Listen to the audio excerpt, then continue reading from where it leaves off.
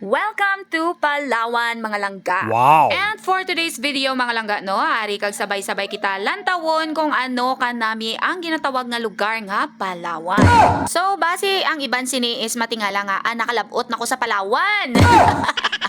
Nga nakita man lang ko nilang ara lang ko diri sa balay. Well, syempre mga langga, no, naggamit kita sang ginatawag nga leverage. Huh? Char.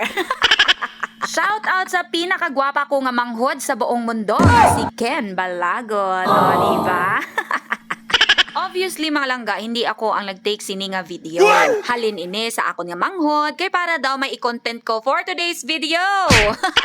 Well, mga langga, ang ini nga lugar is ang dock site sang aton nga Dragon Boat team sang Philippines. Wow! Abi nyo bala mga langga, no? Samtang ginalantaw ko ining video nga ginahatag sa akon sang manghod ko, nanamian kita kon magtulo, kay tanawa bala mga langga, oh, super green. And indeed, Palawan is an eco-friendly nga lugar. Hindi man bala? Yes. Katanawa bala mga langga, oh, daw katawhay gitana sa pamatsyagan, oh, nami ang iladalan kay damo sa mga kahoy-kahoy. Yes. And mga langga, let's all give our best wishes and good luck sa aton nga Dragon Boat team ng Pilipinas.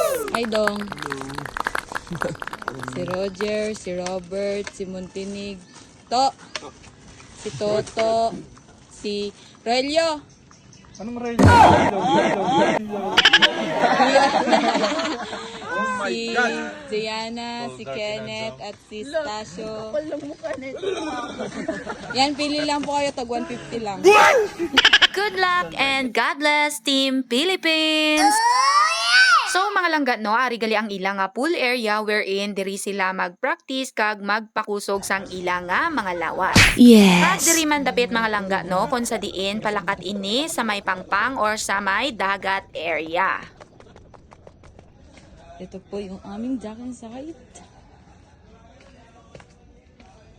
Yan, yung mga boats namin.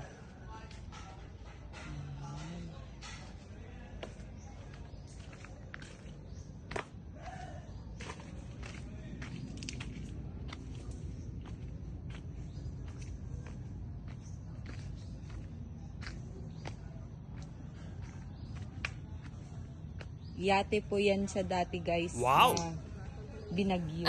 Charot. Sa naming timin na humuha po ng talaba. Huli pero di kulong. Tingin nga, madami ka nang nakuha yan. Uy, dami na po. Wow! Yan, ito yung aming docking site. Yan, daming mangrove. Mangrove ata to eh.